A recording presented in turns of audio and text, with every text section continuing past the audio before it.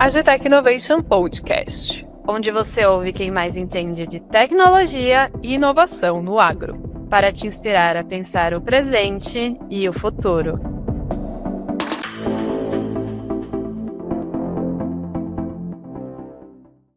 Olá, queridos ouvintes do Agitech Innovation Podcast. Eu sou Fernanda Cavalcante e tenho o prazer de apresentar a segunda temporada da série Mercados de Tecnologia no Agro. Hoje falaremos sobre integração de dados, que é um tema fundamental quando a gente olha para a digitalização do agronegócio. E, com o avanço das tecnologias, cada vez mais o campo tem gerado informações, seja por meio de maquinários, satélites, softwares, enfim, diversas tecnologias.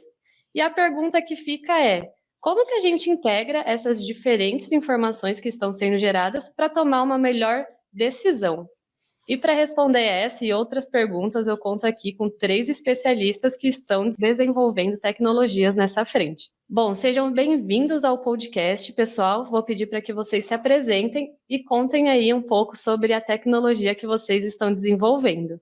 Oi, pessoal, aqui é o José D'Amico, sou CEO e fundador da Cycrop. Muito obrigado novamente aí pelo convite. A Cycrop, nós somos uma startup de IA e Analytics para o agronegócio, energia, indústria de alimentos e meio ambiente. E a integração de dados é sempre fundamental para a gente. Lá desde 2015 a gente começou construindo os módulos de integração de dados, porque não dá para aplicar IA e Analytics sem os dados. Então a integração é um dos passos fundamentais aí para a nossa jornada de trazer valor ao cliente com análise de dados e IA, mas precisando dos dados antes, e por isso a integração é tão importante para a gente. Leitão, se você quiser dar continuidade. Hoje a gente vive uma hype, né, vamos falar assim, da inteligência artificial. Todo mundo quer ter uma inteligência artificial. Muitas vezes a gente é acionado pelos hubs de inovação, e aí? Vocês fazem projeto de inteligência artificial? Tipo, não, fazemos. Mas quando a gente vai enxergar e entender, o cliente tem que entender, né, as empresas, os negócios, tem que entender para a gente chegar na inteligência artificial propriamente dita, você tem que ter uma base de dados que você possa confiar. Você tem que ter uma base de dados que possa ser base para criar coisas que a inteligência artificial possa te entregar valor. Quando a gente fala de dados, né, sempre tem uma frase clichê, né, que todo mundo adora usar. Os dados são o novo petróleo, né?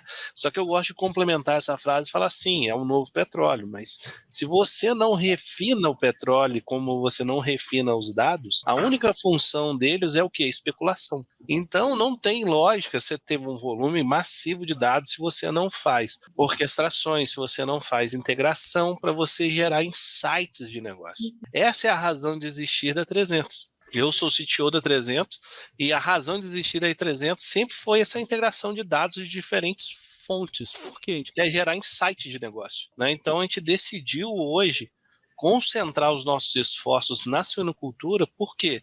Que é um segmento que às vezes é negligenciado pela tecnologia. Por quê? O pessoal gosta muito de, vamos olhar para a soja, vamos olhar para o gado de corte, vamos fazer outras, vamos para a agricultura. E a suinocultura, às vezes, ela ainda é muito carente dessas tecnologias e inovações. Então, a gente focou exatamente por ser uma agtech do agro, mas inicialmente focada com o principal nicho mesmo, ser a suinocultura, porque a gente entende que trabalhando essas lógicas de integração, gerando valor de negócio para culminar, sim, na inteligência artificial, a gente consegue transformar a suinocultura e alavancá-la ainda mais no Brasil e no mundo, né? Muito bom. E os nossos ouvintes vão perceber aqui na nossa introdução que a gente tem startups olhando para diferentes segmentos hoje. Xisto, se você quiser também começar se apresentando e falar um pouco da JetBov. Legal, Fernanda. Bem, agradeço aí o convite para participar com vocês hoje. É sempre bom poder, né, contribuir e falar um pouco sobre tecnologia, no nosso caso aqui aplicada na bovinocultura de corte. Eu sou o CEO e fundador da JetBov, que é uma plataforma que usa tecnologias como IoT, mobile, armazenamento de dados na nuvem, inteligência artificial, com o objetivo de digitalizar essa cadeia de produção, né, de bovino de corte, tendo como propósito principal principal ajudar o pecuarista, trazendo um poder maior de análise, de tomada de decisão, para que ele consiga alcançar uma produção cada vez mais lucrativa e sustentável, né? Para isso, né, da perspectiva, né, de dados, né, o primeiro problema que a gente buscou tentar resolver com a nossa solução foi a coleta de dados no campo, né? Então, todo o nosso trabalho, ele só funciona a partir do momento que a gente conseguiu ajudar ao pecuarista e aos colaboradores a criarem uma consistência de coleta de dados, seja através do aplicativo, né, a gente desenvolveu aplicativos para coleta de dados, seja através de equipamentos, de sensores, de maneira que essas informações consigam chegar, então, no decisor para serem, né, avaliadas e, a partir disso, gerarem reações, né, que vão permitir ele alcançar o resultado que ele espera. E tudo isso, né, num ambiente onde, né, nós sabemos que tem várias barreiras, restrições, questões relacionadas à conectividade, à capacitação da mão de obra, a própria cultura, né? Então, acho que a ideia hoje é a gente falar um pouco sobre tudo isso e como que a gente está atuando especificamente nesse segmento, né, que é a bovinocultura de corte. Inclusive, Xisto, quero começar exatamente por essas barreiras, né? Você já acabou trazendo aqui sobre os desafios relacionados à digitalização, né? Então, eu queria que vocês compartilhassem quais são esses obstáculos que vocês enfrentam, né? Os dados, eles são provenientes de diferentes fontes, né?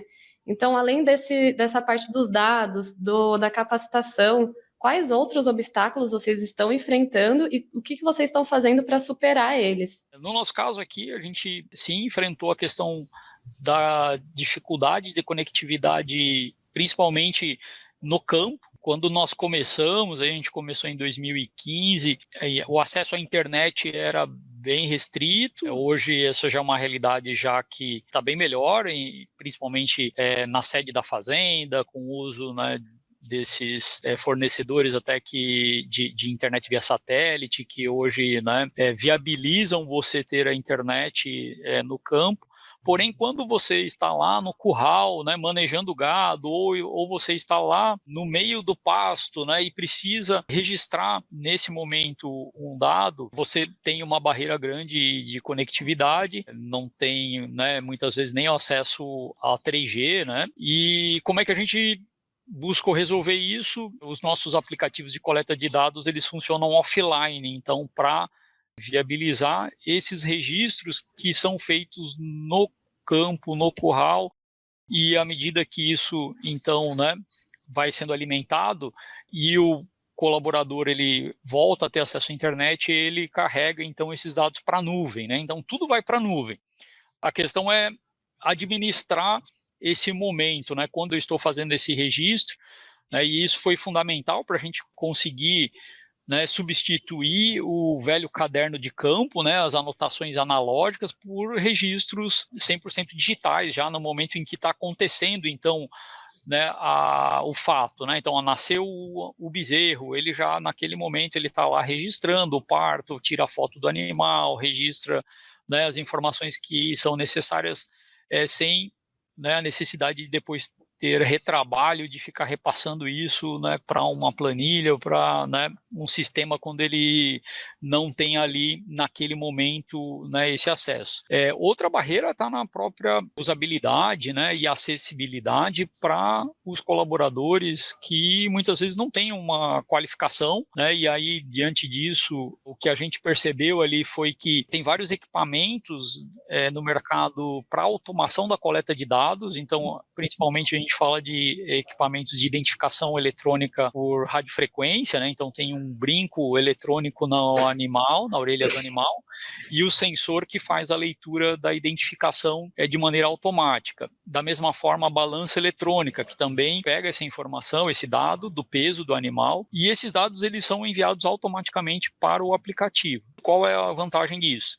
Primeiro, o próprio tempo, né, de coleta do dado, que é muito mais rápido, do manejo, isso isso agiliza todo o processo ali, quando você está pesando o gado, quando está aplicando uma vacina, e isso tem vários ganhos, né, do tempo do trabalho mesmo necessário para fazer isso, diminuir o estresse do animal. Mas quando a gente fala da questão da qualificação da mão de obra, justamente a questão é que é muito mais fácil para o funcionário operar esse equipamento e registrar a informação, mesmo que ele não tenha muitas vezes qualificação. A gente tem, né, usuários que utilizam o nosso aplicativo para fazer essa coleta, que são, né, semi-analfabetos, então assim, eles não sabem ler e escrever, mas manusear o equipamento para ele é muito fácil. Então ele, né, aperta o botão, a identificação já vai para o aplicativo, ao mesmo tempo já pega o peso, ele clica num botão que salva a informação no aplicativo e está feito. Então a gente permite dessa forma que esse funcionário participe do processo e ainda tem uma garantia de que a informação está muito mais, né, precisa, muito mais, né, acurada do que um registro, né, manual. O X trouxe uma visão muito orientada a software e hardware, né? Até porque, pelo que eu entendo, já conheço mais de longe, assim, a RedBob, ele domina a cadeia, né? Então, se precisa de um determinado indicador, brinco, a RedBob consegue fazer essa horizontalização, né? Então, se eu preciso de um determinado dado, eu implemento um IoT. Se eu preciso de uma coisa, eu coloco um sensor no equipamento. Se eu desenvolvo um sistema. A gente da 300, a gente não está nesse nível ainda, né? Porque a gente está entrando num ambiente ainda da suinocultura onde tudo literalmente é mato, né? Ainda não tem essa pujança, né, tecnológica, então a gente tem que se virar com o que a gente encontra dentro do cliente. E aí entra um fator que não é hardware nem é software, é peopleware.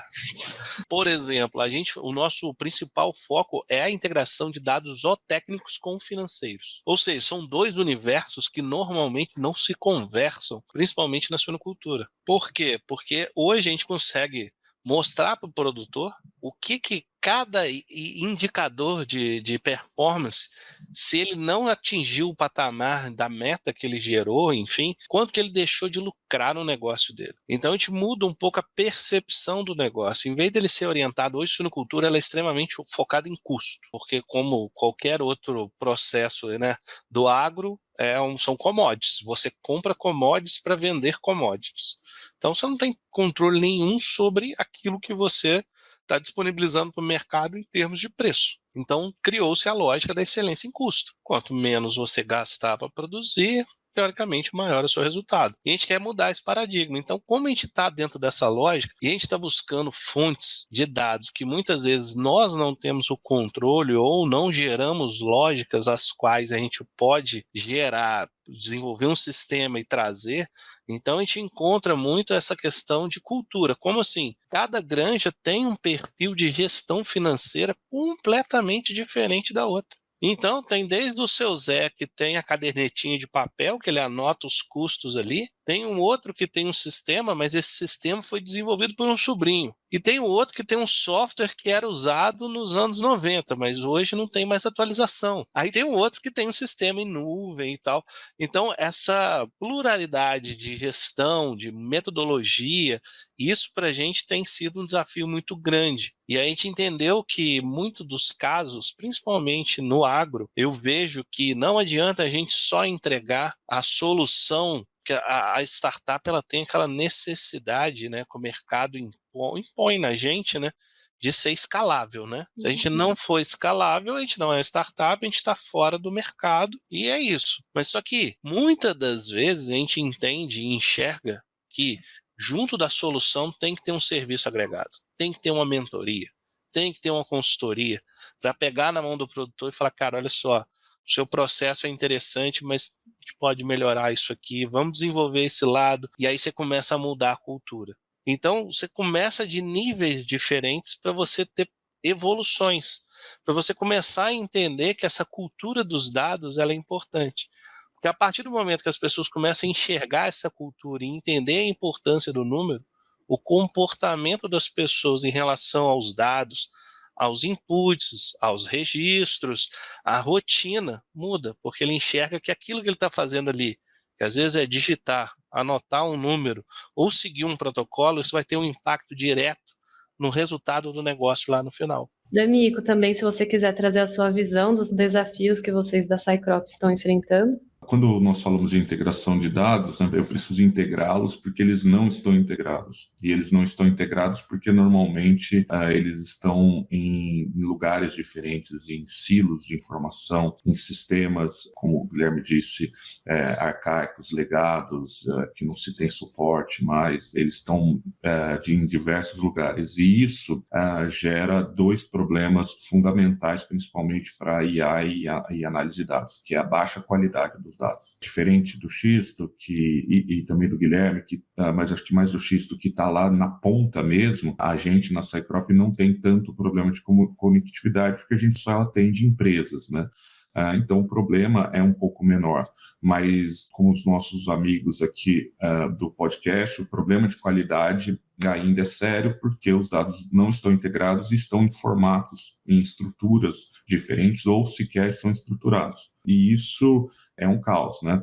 O glamour do Analytics e do IA, ele se perde quando a gente olha que 80% ou mais do trabalho das nossas empresas está ligado na coleta e processo de qualidade dos dados, né? E esse problema de qualidade ocorre de diversas formas. Às vezes você tem o dado bom, mas não na frequência correta. Então, hoje, amanhecemos o dia de hoje aqui na Cycrop com um problema de coleta de dados dos CEASAs, né? Ele estava coletando algo que roda ali já há quase 10 anos, e daí teve algum problema ali no que leva o tipo de dado de preço dos CEASAs do Brasil.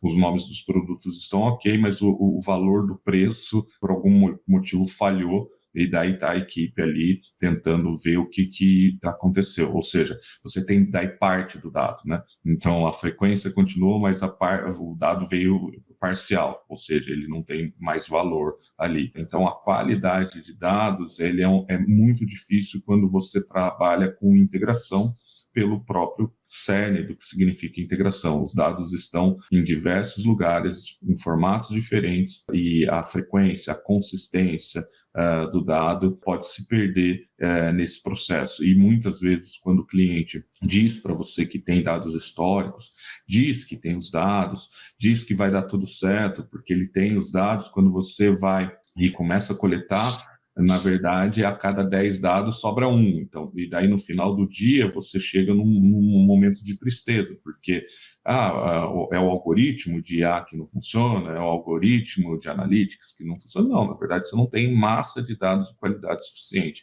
Então esse é um dos grandes desafios, garantir a qualidade dos dados. Isso que o Davi falou é muito importante mesmo, sabe? Você ter essa qualidade dos dados, né? E que nem ele falou, tipo assim, sistema legado. Cara, quando você entra no sistema legado, o que é um sistema legado? Um sistema que foi desenvolvido e não tem mais continuidade, ele já está lá inerte dentro da empresa, não sofre atualizações e tal. E você entra lá para buscar uma informação e você vê desde uma estruturação que não foi tão organizada, porque na época que o sistema foi desenvolvido não tinha esse nível de exigência que a gente tem hoje, né? Hoje a gente começa a desenvolver um sistema pensando numa inteligência artificial, numa análise preditiva, numa lógica de estruturação de dados, que se lá na frente você vai ter menos trabalho. E, além disso, sistemas legados estão há muito tempo rodando, tem os inputs, o people era lá que vai fazer os registros, e muitas vezes esses registros são feitos de maneiras assim, não vou preencher esse trem não, vai me dar trabalho, para que eu vou ficar preenchendo aqui, eu tenho que cuidar ali do atendimento ao público, eu tenho que vender, para que eu vou registrar essa venda? Estou perdendo tempo fazendo esse registro, né? Então, isso que o Dami falou é o dia a dia, né? A gente sofre isso todo dia. Cada vez que a gente se depara com um banco de dados novo, tem toda essa questão de limpar, organizar, estruturar, mas que nem a gente falou lá no começo, todo mundo quer o quê? A inteligência artificial. Porque acha que você pega o banco de dados, conecta no chat GPT, você vai tirar ali o petróleo, né? O creme de la creme, mas não é assim. E até entrando na minha próxima pergunta aqui, olhando assim para o banco de dados, né, que o D'Amico falou já também, o Xisto também compartilhou dessa dor, né, que grande parte da energia ela está ligada à coleta dos dados, mas também ao processamento e à qualidade dessas informações, né? Quais são esses tipos de dados que vocês estão processando, né? Acredito que no seu caso, D'Amico, pode variar, né, de projeto para projeto, mas eles são dados públicos, dados privados. Vocês também coletam, né, dados referentes a maquinários, a sensores, softwares, enfim. De onde vem essa mistura, né, dessas informações e qual que é o tempo médio, né, para o processamento e para a disponibilização dessas informações? Quando a gente começou a Cycrop, eu vinha muito influenciado do meu trabalho em empresas como a IBM, principalmente a Intel, e eu tinha ali uma visão de que você precisava criar um negócio que chama ontologia de dados, que é uma classificação dos tipos de dados segundo o domínio de um conhecimento. Pode parecer complexo, mas o domínio de conhecimento que nós estamos falando aqui na Cycrop começou com a agricultura, né? Depois foi para alimentos, energia e meio ambiente. Mas se você pegar só a agricultura ou o agronegócio, esse domínio de conhecimento, ele tem coisas mais ou menos como o que você falou. Então, por exemplo, ele tem ali, a primeira coisa, cultura, né? Então, o que é uma cultura? Daí, os tipos de cultura, né? Se ela é uma cultura de ciclo curto ou se ela é uma cultura, por exemplo, como árvores, citro, café. Depois você pode falar, por exemplo, os insumos, depois você pode falar as pragas, depois você pode falar os maquinários, os tipos de maquinários, depois você pode cruzar com outro domínio de conhecimento, que é o clima. Então, quando você começa a fazer isso, você cria, então, o que nós chamamos de ontologia, que é uma classificação de cada tipo de dado que o domínio de conhecimento no qual você vai atuar, você faz isso. Existem alguns trabalhos já feitos como esse, então um é o da FAO e outro é o da Godan, que é uma organização de dados abertos para a agricultura, que eles não oferecem nenhum dado aberto ainda, entre aspas, não é disso que eu estou falando, eles trazem para você um dicionário de todos os dados. Então a língua portuguesa, por exemplo, é um domínio de conhecimento. Quando você pega um dicionário, tem todas as palavras da língua portuguesa ali e as classificações, se ela é um verbo, se ela é um adjetivo, se ela é um substantivo, se ela é um artigo. Imagina que nós fizéssemos um dicionário sobre agricultura. Chegaria todos os dados lá e, às vezes, quando você chega em maquinário, ali tem que ter um subdicionário de maquinário. Nós fizemos esse trabalho lá em 2015. Ponto. Sabemos os tipos de dados que a gente tem. Daí, o que eu vou precisar desses dados? Daí eu tenho dados abertos. De quais governos? Brasil e Estados Unidos, e de alguns outros. Fomos lá colocando as fontes abertas. Esses dados, na maioria dos casos, Fernanda, já são dados estruturados. Então, são dados que têm algum tipo de estrutura de tabelas e tudo mais. Mas, por exemplo, para o USDA, cultura é crop. Para o Brasil, cultura é cultura. Certo? Ele tem um tipo de sigla e tudo mais. Então, daí você tem que fazer com que esse dicionário siga um padrão internacional. Por exemplo, se você estivesse falando de praga, o padrão nosso é o nome científico da praga. E daí, alguns dados são dados de observação da Terra. Então, você pega eles por satélites. Tem dados públicos esses, daí tem os dados privados. E, obviamente, a Cycrop não conseguia ir em todos os tipos de dados. Existem outros dados, por exemplo, quando você precisa fazer análise de tendência de mercado, que não são dados estruturados, são dados, por exemplo, do Twitter, são dados, por exemplo, de redes sociais, em que você coleta sentimentos, em que você coleta ali pequenos textos, que são literalmente texto, não tem uma estrutura específica, certo? E você traz isso para dentro. Se você fosse olhar um dicionário, visualizar, abstrair esse dicionário como se fosse uma grande tabela, você ia perceber que a Cycrop não tem a capacidade de, em cada célula dessa tabela, digitar um valor, porque um dado é privado, outro dado a gente não tem, é aberto, mas eu não tenho recurso suficiente para coletar e tudo mais. Mas vamos supor que você fosse olhando esse mapa e visse nessas células o que nós conseguimos coletar. A partir disso, do que nós conseguimos coletar, você consegue usar uma heurística do que você pode fazer com aquilo. Então, por exemplo, para a gente mensurar risco de crédito no agro, só com os dados públicos de governo, mais uns dados de satélite e uns dados de clima, nós temos o suficiente para fazer uma previsão de produtividade, por exemplo, entendeu? E daí, quando o cliente fala assim, não, mas agora eu quero ser uma previsão que saia dos 70% e chegue aos 90%. Daí nós temos um outro conjunto de dados desse dicionário, dessa ontologia, que falou o seguinte: olha, para a gente chegar, né, nisso que você quer, nós precisamos desses outros dados. Daí ele falou: tá. Daí vem o tema integração. Por exemplo, cana-de-açúcar, para a gente ter um algoritmo de predição que a acurácia dele é de 93%, para descobrir em um talhão, no próxima safra, qual vai ser o TCH desse talhão. Mas para isso eu preciso saber o ambiente de solo do talhão, eu preciso de dias após a colheita ou dias após o plantio, se é cana-soca ou se é cana-planta, se ela é de 12, 16 ou 18 meses, ou se cana-soca, qual é o corte dela. Eu preciso, para cada grupo de 3 meses dessa cana, um índice vegetativo homogeneizado. São todos dados que o que eu estou dizendo, a maioria deles, por exemplo, vem do ERP, outros vêm de um tipo específico de satélite. Na minha mente, se não me engano, são 14 dados privados que nós vamos precisar. Daí o cliente fala o seguinte: não, eu tenho banco de dados, vamos fazer essa integração, entendeu? E daí, então, eu tento responder essa pergunta ali para você de como que nós vimos. Então, só recapitulando, pela influência ali acadêmica do meu trabalho, eu falava: eu precisava de um mapa dos dados que eu preciso. Porque a partir do mapa, mesmo eu não tendo os dados, eu consigo projetar o que eu consigo entregar. Não quer dizer que eu vou entregar, quer dizer que se eu tiver aqueles dados, eu posso entregar. Daí vem para no mundo, começando pelo Brasil, quais dados abertos eu consigo? Eu vou pulando pelos outros países, segregando pelas culturas e tudo mais. E a partir dali, começo a desenvolver os primeiros produtos para ofertar com aqueles dados que nós temos. E daí dou mais um passo. Quando chegar num cliente que quer algo um pouco mais detalhado, eu já tenho o pedacinho daquele dicionário com os dados ainda não preenchidos, certo? E falo para ele: olha, a gente consegue dentro aí da sua casa pegar esses dados?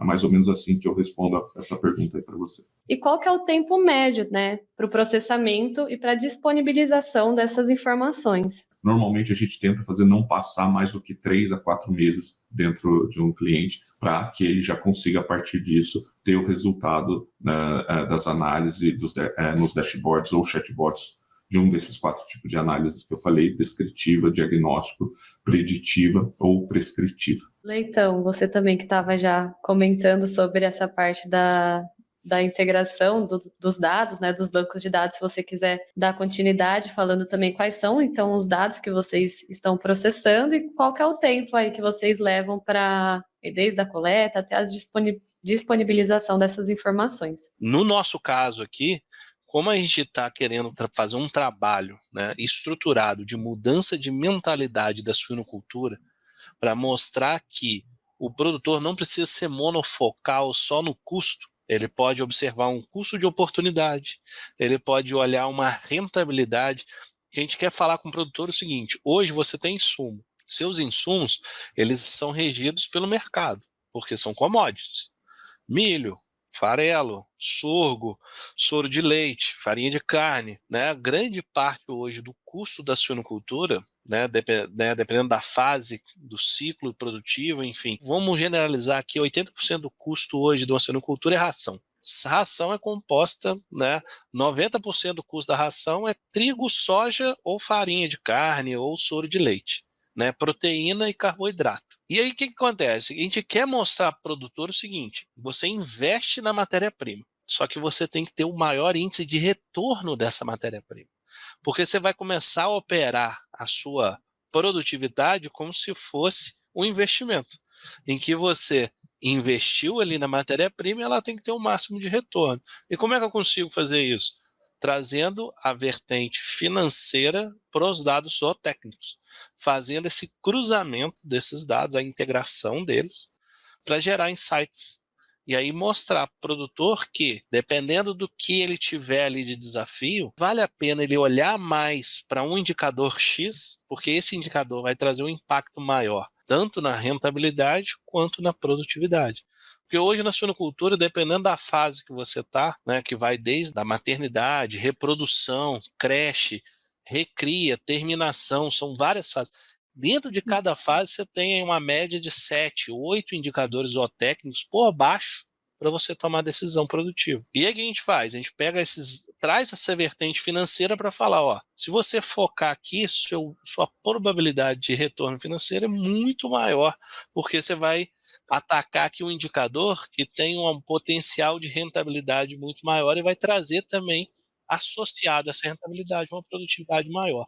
Então, para a gente fazer essa integração completa para o cliente, fazendo a validação dos dados, que é um ponto importante, o D'Amico já falou, porque a qualidade do dado tem que ser boa para a gente fazer uma análise e conseguir fazer essa predição aí de rentabilidade. Então, em média, a gente leva de 30 a 45 dias para fazer essa integração, depois a gente leva ela mais uns 10 a 15 dias para fazer toda a validação. E aí a gente fecha isso, esse setup médio aí em torno de 45, 60 dias, a gente consegue fazer toda essa integração do zootécnica e financeira, porque a gente já mapeou mais ou menos os potenciais cenários que a gente pode deparar. No nosso caso ele é um pouco diferente, eu acho, né? Porque a nossa perspectiva ela está focada diretamente em um cliente, no caso em uma fazenda, né? E o nosso papel, o nosso objetivo é facilitar, né, a coleta e o acesso desses dados para entregar essas informações dentro desse universo específico, né? Que são, né, o pecuarista, aquela fazenda específica. Então, diante disso, assim, hoje a gente tem 3 tipos de integrações que a gente trabalha para, né, realizar essa coleta de dados. Então, primeiro é a integração com o hardware dos equipamentos para a automação da identificação, né, do animal e do peso do animal. Hoje a gente tem mais de 40 equipamentos diferentes, né, que funciona essa integração. O desafio aqui, nesse caso nosso, né, principalmente é relacionado com a homologação de cada equipamento, né, porque na prática cada equipamento tem o seu protocolo, a sua forma de enviar os dados, então não tem padrão, né, nenhum nesse aspecto. Então, quando às vezes mesmo dentro do mesmo fabricante, né, sai um equipamento novo, a primeira coisa que a gente sempre faz, claro, é testar para ver se não funciona, mas na maioria das vezes não funciona, a gente precisa, né, trazer o equipamento aqui para o nosso desenvolvedor, para ele testar o protocolo, fazer a comunicação e disponibilizar esse equipamento numa atualização, né, do aplicativo para todos os clientes poderem utilizar. E nesse caso, né, os dados que a gente coleta nesse tipo de integração basicamente são 2, é a identificação do animal e o peso do animal, para fazer análises relacionadas, né, a inventário, ganho de peso, aí tem várias coisas que depois vão derivando desses dados. O segundo tipo de integração aí é usando protocolos de IoT. Nesse caso, a gente recebe essas informações através da API, né, como até o Guilherme comentou, né? Então a API, né, depende aí nesse caso como que o fornecedor daquele dispositivo, daquele sensor disponibiliza esses dados nessa API. Nós temos já uma estrutura, a gente procurou criar uma estrutura para facilitar esse processo, então a gente, né, consegue hoje que um novo dispositivo, se ele for lançado, se ele for criado, ele facilmente ele pode ser integrado, né, até o próprio cliente, se ele criar um hardware interno, um sensor lá que vai fazer, né, a medição da vazão de água do bebedouro e tal, e quiser conectar isso com o JetBob, ele consegue, desde que ele tenha um desenvolvedor lá para fazer a integração via API. E a terceira tipo de integração aí são com plataformas que disponibilizam dados, né? Então hoje a gente trabalha com dados climáticos, a gente tem uma integração já com uma plataforma, com dados, né, de previsão de clima, dados de sensoriamento remoto de satélite, de imagem de satélite. Nesse caso, a gente tem 2 plataformas, uma da Planet, que é uma fornecedora de imagem de satélite paga, né? Então, nesse caso, também tem custos para ter acesso a esses dados. E da Embrapa também, que disponibiliza dados através da API da Sativeg. Então, essas informações de sensoriamento remoto, basicamente NDVI, né, são, né, dados que são utilizados para fazer análise de disponibilidade em pastagem, né, disponibilidade de massa verde em pastagem, e a gente tem algoritmos aqui que, né, estão sendo desenvolvidos para poder justamente monitorar como que está essa evolução e trazer, então, né, uma informação, um insight para o produtor. Mas, de novo, como eu falei, é uma visão, né, específica da fazenda, né? Então, o nosso propósito é integrar todos esses dados com os dados que ele já tem de gestão, com o que ele já está coletando, né, sobre os animais, sobre, né, o custo de produção, insumos e tudo isso, né, de uma maneira em que ele consiga correlacionar, que ele consiga fazer personalizada, para ele tomar uma decisão. Ô, Xisto, e inclusive, já entrando na minha próxima pergunta, que é quais insights vocês conseguem, então, gerar para o produtor rural, né? No seu caso, para o produtor, mas também no caso do D'Amico, para as empresas, para os clientes de vocês, né? E qual interface vocês apresentam todas essas informações? Você já comentou aqui do aplicativo, mas se você puder aprofundar um pouquinho mais. Primeiro, como a gente entrega, né, essas informações.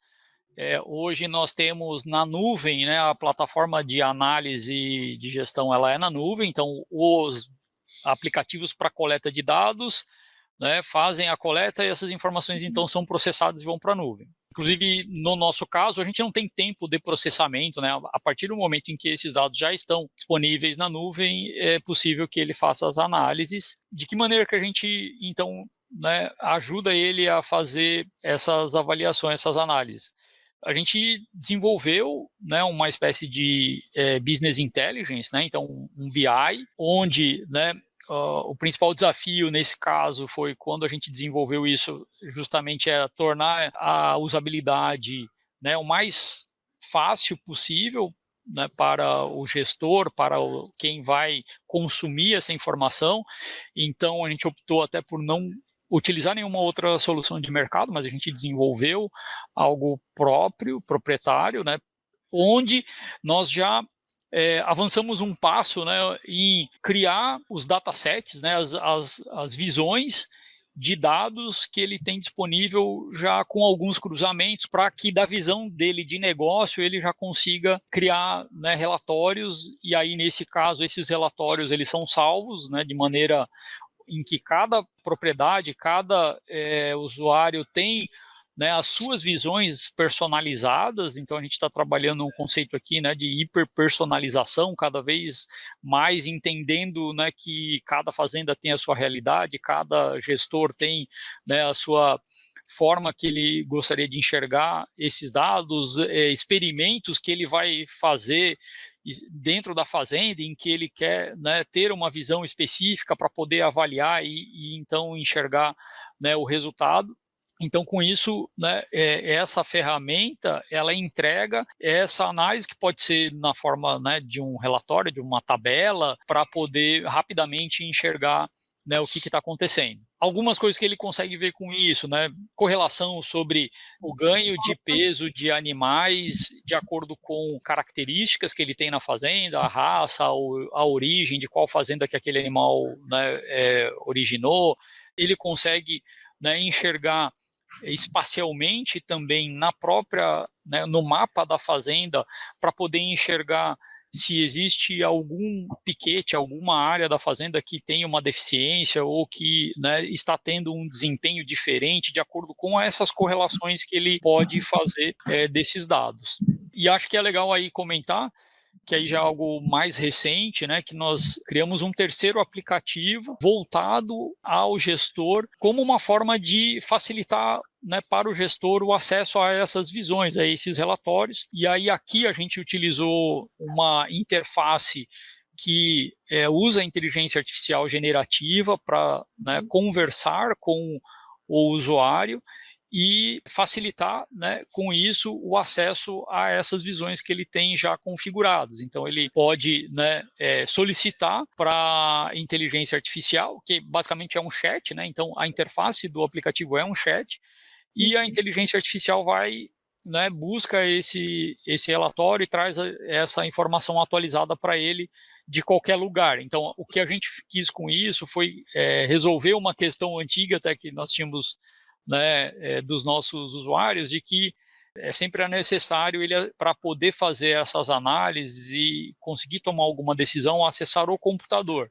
E muitas vezes ele tá, né, não está no escritório, ele está em deslocamento e tal, e ele precisa acessar isso do celular. Claro que nesse caso aí ele precisa do acesso à internet, não tem como ele fazer isso sem, né, o acesso à internet, mas traz uma agilidade, né, uma rapidez, né, bem maior para acessar essas informações. Então essa inteligência artificial, ela, né, a ideia é que nesse momento, essa foi, né, uma das funções que a gente começou para lançar dentro desse aplicativo, é facilitar a comunicação entre o usuário e o que ele precisa, né, dentro da plataforma. A partir disso, ele pode fazer uma análise, ele também pode perguntar sobre conteúdos que a gente tem do próprio software, dúvidas, coisas que ele precisa saber para poder ajudar na tomada de decisão. E uma vez sendo necessário uma ação, ele também pede para a inteligência artificial criar essa tarefa, né? Então a gente tem um conceito de tarefas que precisam ser feitas no campo por um funcionário específico, né? Então ele, né, claro, de uma maneira, né, conversacional, né, ele basicamente passa uma instrução, né, e a inteligência artificial entende isso e interage com o software dessa forma. Então a gente, né, entende que a gente está acelerando o processo de análise, tomada de decisão e fazendo com que isso chegue mais rápido possível no campo para, né, que essa reação aconteça também rapidamente. D'Amico também, se você quiser compartilhar quais são esses insights que vocês geram para o cliente de vocês. Todos os insights que a gente oferece estão ligados assim com os 4 pilares de ciência de dados, que são 4 tipos de análises. A primeira análise é a análise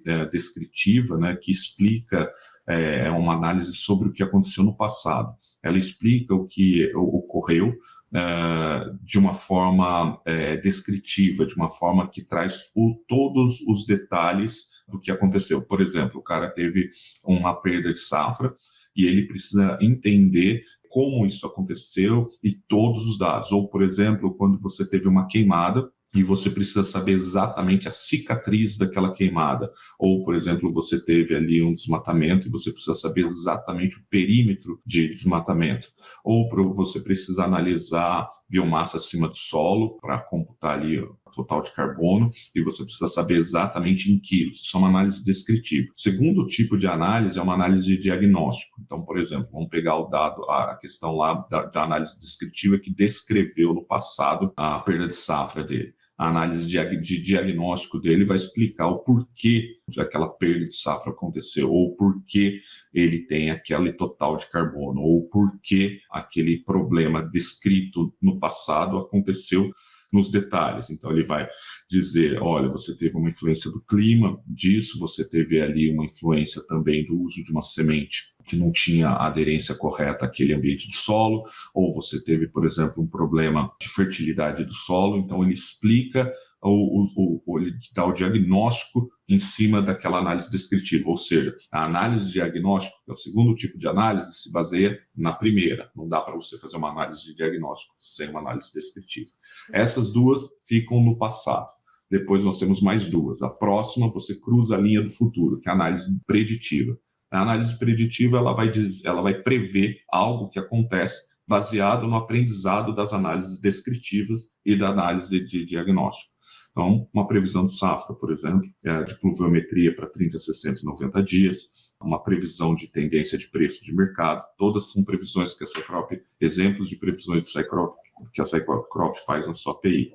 E, por fim, você tem a quarta e mais querida, mais desejada tipo de análise ou insight que nossos clientes querem, que é a análise prescritiva, que ele, se baseando nas 3 anteriores, ele diz o seguinte, olha, nós estamos caminhando no momento em que você vai ter ali uma queda de preço de mercado de proteína animal, por exemplo, dá um exemplo de um case real nosso aqui. O cara é uma das maiores empresas de ração no mundo, então você vai ter que modificar a sua fonte de, por exemplo, farelo de ossos, por exemplo, ou, por exemplo, fornecedor de arroz e tudo mais, para que você faça a composição da sua ração de uma maneira que você consiga se sustentar para essa previsão de preços de proteína animal que está vindo ali, então você vai ter que mudar alguma coisa. Então, ou, por exemplo, para o cara lá, você está tendo uma questão de seca que você vai ter, então você vai ter que mudar aí o tipo de aplicações que você vai fazer.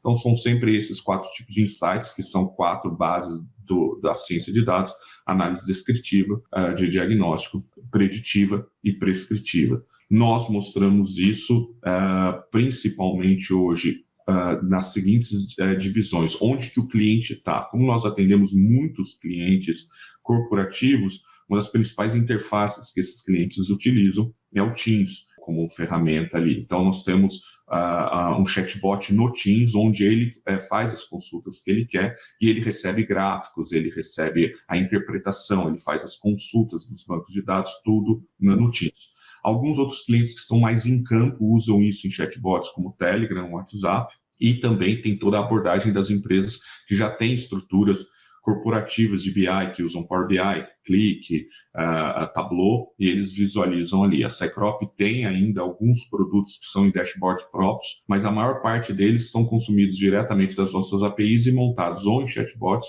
ou em BIs de mercado. Leitão, se você quiser dar continuidade. Todo projeto de dados ele tem que partir de uma hipótese ou de uma pergunta, né, a ser respondida.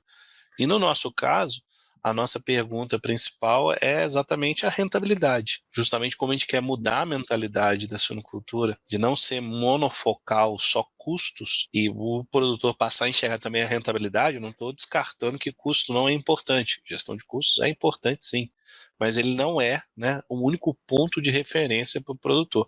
Então, enxergar também que possibilidade de maior rentabilidade pode ser interessante. Justamente por causa dessa grande pergunta, a gente focou nessa lógica de integrar dados zootécnicos com financeiro, né? Que normalmente são informações que no mercado hoje andam separadas, né? O cliente por si só que faça essas análises internamente. A gente traz isso já para o cliente estruturado. Então, o nosso grande insight é exatamente isso: ajudar, né, o produtor a enxergar o que efetivamente vale a pena ele focar os esforços dentro desse universo de indicadores. Porque o consultor, né, normalmente hoje, como que funciona o mercado de proteína animal, né, generalizado? Você tem um fornecedor de ração, né, de alimentação. Esse fornecedor aí, na sua maioria das vezes, é o principal custo que aquele produtor tem. E para ter uma retenção maior daquele produtor, a fornecedora de alimentação ela traz uma gama de produtos e serviços orbitando em torno daquilo para aumentar a retenção e aumentar o tal, né, do valor agregado, a percepção de valor, né? Todo mundo fala muito disso, né? O valor que o cliente enxerga na sua solução. Quanto mais você entrega valor, maior é o custo de troca. O que é o custo de troca? Vou deixar de ser desse tal fornecedor, vou passar para o outro. Putz, mas se eu for para lá eu vou perder isso, eu vou deixar de fazer aquilo. Então, justamente para a gente mostrar para o cliente que às vezes não é só você reduzir o custo da ração, mas é você extrair o máximo de potencial daquela ração para evitar esse custo de troca e para mostrar para o produtor que o insumo, na verdade, é um investimento que precisa de máximo retorno. Não adianta você baixar o custo se o seu resultado é baixo. Não é só baixar o custo. Você tem que ter um controle de custo, mas tem que melhorar o seu desempenho, para você extrair o máximo de retorno daquilo. Então, justamente por ter esse insight focado e trabalhar com a lógica zootécnica e financeira, para o suinocultor, a gente enxergou que a melhor forma de a gente entregar isso por meio de um BI. Então, hoje, a gente entrega para o cliente um BI, ele tem uma visão geral do negócio. Então, nessa visão geral, a primeira coisa que a gente já coloca já de cara é um termômetro, que vai do muito ruim para o muito bom. Você tem zilhões de indicadores, mas a gente resolveu gerar uma lógica referencial única, que ele bate o olho. De modo geral, como é que eu estou? Estou bem ou estou mal em termos de rentabilidade? Olhou? Não, estou no verde, então não preciso nem descer o olho para olhar as outras coisas, eu estou bem. Né, eu já estou ali no bom para o muito bom, então não tem que me preocupar, vamos focar em outras coisas. Então, se ele já enxerga esse termômetro, já vê que está tudo ok, ele não precisa se preocupar tanto. Então, abaixo desse termômetro, a gente traz os principais indicadores, os quais têm o principal impacto naquela fase do negócio. E depois, mais embaixo, a gente começa a destrinchar melhor a lógica de causa e consequência. esse indicador aqui, que impactou na sua régua lá em cima, que ela está verde ou vermelha, ele começou a ficar ruim. Por quê? Você tem essa lógica aqui, aí eu trago isso num gráfico. Você tem essa outra lógica aqui, que está num gráfico. Aí ele, putz, eu quero entender melhor, que ele lá no fim do bigode, aí já tem uma tabelinha onde ele tem listado tudo ali para ele conseguir. Então eu vou decupando a informação, trazendo uma granularidade mais específica, para que, se ele quiser aprofundar naquela lógica, já tem ali uma estruturação de cima para baixo para facilitar o entendimento. Para a gente concretizar tudo que a gente conversou até agora, queria que vocês compartilhassem um pouco dos resultados que vocês já obtiveram com as soluções de vocês. Acho que a gente pode utilizar, então, a sequência da pergunta anterior. A gente começa com xisto, vai para o D'Amico e termina com leitão. Trazendo números aqui sobre 2 estudos que nós fizemos com os nossos clientes. Então, hoje nós temos quase 4.000 fazendas aí utilizando o JetBov. E a primeira conclusão que nós tivemos foi em relação ao crescimento da produção arroba por hectare. Então, esse é um propósito principal que nós temos com a solução, ajudar a aumentar a eficiência da produção de arrobas, ou seja, de carne, numa mesma área, de quanto que a fazenda está conseguindo aumentar, né, essa produção. E a conclusão que nós tivemos nesse primeiro estudo foi, comparando, né, esse crescimento de toda a base de clientes, que os 10% melhores tinham conseguido nos últimos 2 anos, ou seja, nos 2 anos anteriores aí a 2023, crescido 300%, quase 300%, 287% nesse indicador, né, de produção arroba por hectare. E o estudo mais recente foi para comparar justamente em relação à coleta de dados, né, os clientes que já estavam mais avançados numa coleta de dados consistente, né, frequente, com dados, né, com coletas sendo feitas diariamente na propriedade, em relação àqueles que ainda estão um pouco, né, mais atrás, né, clientes mais novos e que ainda não conseguiram criar essa dinâmica. E o que a gente percebeu ali na questão da produção arroba por hectare é que esses clientes mais já avançados tinham uma produção, né, de 10 arroba por hectare para cima, né, além de 10 arroba por hectare, alguns chegando, né, muito mais, 20, 30 arrobas por hectare, enquanto, né, os outros no nível de 1,5, 1,6 arroba por hectare. Então, assim, isso para nós chamou bastante atenção, porque a gente viu uma diferença mais de 6 vezes, né, entre aquele que já criou essa consistência, essa frequência de coleta de dados, e aí a partir disso está fazendo análise, tomando decisões para influenciar esse resultado, e aqueles que ainda não conseguiram fazer isso. D'Amico? Na Cycrop eu tenho alguns exemplos interessantes. Então, nós temos alguns cases de daninhas, né, de detecção de daninhas, ou seja, o cliente ele faz os voos contínuos deles com Vantes, coleta as imagens das daninhas, a Cycrop detecta exatamente o local da daninha, faz o desenho com visão computacional da daninha, e daí ele pega esse dado, por inteligência artificial, e daí ele pega esse dado e manda num outro drone de captação química. Isso em cana-de-açúcar é essencial, porque uma grama cedo, um colonião ali que ia tomar boa parte da área dele de cana-de-açúcar e ia fazer com que aquela cana-de-açúcar onde tem a daninha não crescesse, ou seja, ele não ia extrair açúcar e álcool dali, ele passa a extrair açúcar e álcool, e nos anos seguintes ele continua nos outros cortes e dá um resultado muito positivo, e que ele não precisa esperar ali uma reforma de talhão para ter cana-de-açúcar novamente. Um outro exemplo é de otimização logística, onde o cliente tem um decréscimo grande, tanto de uso de diesel quanto de emissão de gases de efeito estufa, porque ele passa a ter um mapa, como se fosse um Waze do campo. Ele consegue fazer a melhor logística dele, dos caminhões-tanque, das colhedeiras, de todo o equipamento dele, que tem que fazer as rotas dentro do plantio.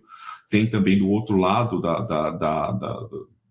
da parte de quem vende, por exemplo, a predição de inadimplência. Quando um cliente meu vai entrar num processo em que ele vai começar a atrasar e como eu recomendo, quando eu começo a detectar esse cara, como eu recomendo já propor uma renegociação para o cliente. Então, são exemplos ali de resultados que a Cycrop traz com aqueles 4 tipos de insights que eu falei na resposta anterior. Leitão, se você quiser dar continuidade. O que a gente observa em termos de resultados são 2 vertentes. Uma qualitativa e outra quantitativa. Na qualitativa, a gente percebe nitidamente que depois que a gente apresenta a plataforma para o suinocultor e ele passa a utilizar, ele já começa a mudar a mentalidade. Ele deixa de ser monofocal em custo e começa a enxergar as oportunidades de rentabilidade. Isso é muito interessante, ao ponto de estimular até os parceiros que orbitam lá, né, a questão de fornecedor de ração, fornecedor de medicamento, a desenvolver projetos de otimização, né, de indicadores alavancados pela percepção que eles tiveram a partir das informações que a solução gerou, sabe? Então ele começou a enxergar que não basta só eu reduzir o custo, mas eu tenho que olhar o custo, mas olhar o resultado. Às vezes vale a pena investir ao invés de cortar, porque o seu resultado vai ser muito maior lá na frente. Então essa mudança de mentalidade para a gente aqui da 300, ela é muito importante, né, do que chegar com números, vamos dizer assim, quantitativos. Mas o mercado gosta do quantitativo, né? Trazendo também a questão quantitativa, a gente já conseguiu mostrar para alguns clientes, por exemplo, granjas de suinocultores. Normalmente alguns suinocultores eles têm outras culturas, né, outros manejos, né, até com alguma questão ligada à agricultura mesmo. Então a gente já começou a mostrar, por exemplo, que alguns custos estavam estruturados de forma errada, rateios de produção estavam sendo alocados em centro de custos errados, né? Há algumas outras lógicas que a gente está desenvolvendo e está testando com alguns produtores, que a gente está mostrando para ele que, dependendo da situação de mercado, o ponto de engorda do animal pode ser para mais ou para menos. Então ele está otimizando essa lógica de até que ponto vale eu engordar o animal para eu ter um maior peso lá na frente aos custos dos insumos, o tempo de alocação, que você vai aumentar o período de permanência na fase de terminação, quanto que isso vai impactar no custo, quanto que eu vou ter de retorno frente a essas lojas. Então isso é uma outra coisa que a gente está mudando também na mentalidade. Então essas mudanças, tanto qualitativas quanto quantitativas, têm se mostrado aí muito positivas e têm dado até mais fôlego para a gente avançar mais no mercado. E para finalizar esse episódio, eu gostaria que vocês compartilhassem quais tecnologias chegaram para moldar o futuro da integração de dados. Seria ela a inteligência artificial que vocês já trouxeram ao longo desse episódio? Hoje a inteligência artificial é importante? Mas eu acho que ela é muito a ponta do iceberg, sabe? A gente precisa de mais dados, a gente precisa de mais informação. E a gente está caminhando para um futuro muito democratizado da inteligência artificial. Que hoje a gente tem grandes players de mercado desenvolvendo plataformas. Hoje a gente tem o Llama 3 do Meta, né, que é o grupo Facebook, que ele disponibiliza toda a lógica dela de forma gratuita e aberta, né? Então a gente tem muita coisa em inteligência artificial que vai vir para trazer uma lógica interessante e democrática de tudo que está acontecendo. Mas, que nem a gente falou lá no começo, dados são uma jornada, são uma construção. Então eu enxergo que tem muita coisa no campo que ainda precisa de inteligência, de informação, de dados.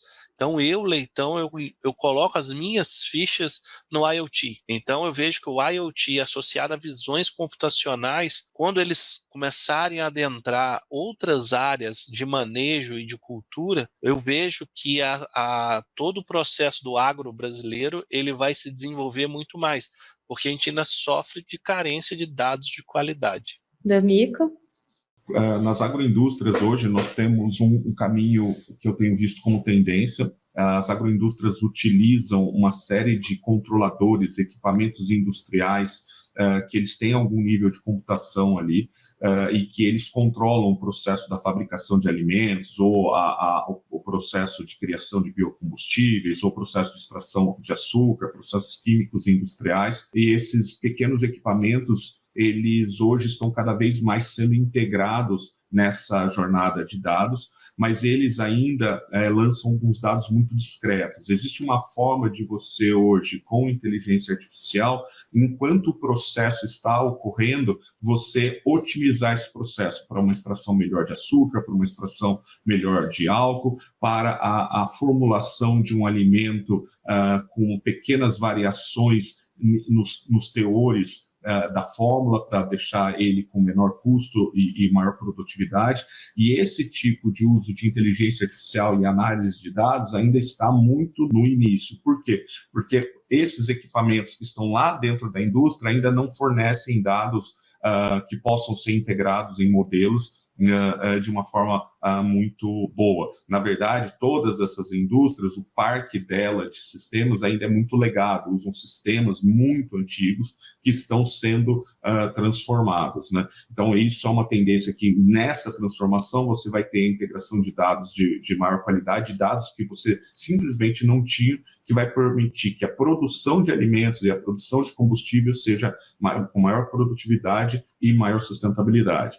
Outra coisa também que nos impede para ir em outros caminhos de integração de dados é que você não pode, no processo de integração de dados, causar alguma lentidão, causar algum impacto no processo que está sendo criado, né? E então eu não posso muito mexer ali, porque por mais que eu vou ter uma vantagem de integrar aquele dado, eu posso trazer alguma lentidão, trazer algum risco para ali. E hoje outra tendência que a gente tem visto são dos gêmeos digitais, onde eu consigo fazer estruturas gêmeas, mas só na parte virtual, e dessa parte gêmea da real, eu consigo colocar todos os meus sensores e integrar tudo que eu quero ali de maneira virtual, fazer simulações, fazer modelagens virtuais, sem afetar a produção real em si. Basicamente, eu poderia ter 1 hectare, fazer um modelo de 1 hectare que ele simplesmente é o reflexo daquele hectare no campo, e eu posso aplicar virtualmente certos defensivos e tudo mais, alterar possivelmente o clima e ver qual é naquele gêmeo digital, ver o que ele poderia modificar. Então eu vejo essas duas tendências que vão mexer muito ali com essa parte de integração de dados, e com isso permitir com que nós tenhamos novos modelos de produtividade e de insights ali para os nossos clientes. Xisto, para finalizar, se você também puder trazer a sua visão futura. A gente está caminhando já para o que é considerado como a era da agricultura 5.0, né? Então a gente vem dentro da literatura ali que aborda, né, essa evolução da agricultura. Eu acredito que a gente já está passando por essa transformação, e essa barreira principal que, na nossa opinião, existe para chegarmos, né, mais rápido nessa nova era, está relacionada com a conectividade no campo, para que esses dispositivos IoT, esses sensores, esses equipamentos possam ser aplicados de maneira muito mais intensiva. E aí eu só discordo em parte porque eu considero que a inteligência artificial ela vai caminhar junto, assim, não tem como a gente considerar, na minha opinião, que só a tecnologia do IoT vai ser o disruptivo, que vai ser a principal, né, mudança nos próximos anos. Eu acho que à medida que a gente vai tendo, né, acesso a mais dados, a evolução da inteligência artificial vai caminhar junto para viabilizar a interpretação, a análise dessa quantidade de informações que a gente vai começar a ter acesso, seja dentro da fazenda ou, né, olhando a cadeia, né, de uma forma mais ampla. A gente considera que algoritmos, né, de predição, principalmente, né, algoritmos, né, que vão trabalhar mais no sentido da predição de informações, vão ser os que vão se destacar mais, vão ser os que vão trazer, né, acho que um valor agregado maior de apoio à tomada de decisão. Porém, né, a gente com certeza vai ter espaço para muita tecnologia, né, aplicada de inteligência artificial, para análise, para interpretação dessa quantidade de dados, né, classificação, né, de tudo isso que a gente vai começar a ter acesso nos próximos anos. Então, acredito que vai ser bem empolgante, assim, do nosso lado como empresas de tecnologia, poder participar e ajudar de alguma forma nesse processo. Finalizando aqui, eu agradeço a todos os nossos ouvintes que nos acompanharam até aqui, E nos vemos no próximo episódio para falar sobre novas tecnologias que estão moldando o futuro do agronegócio.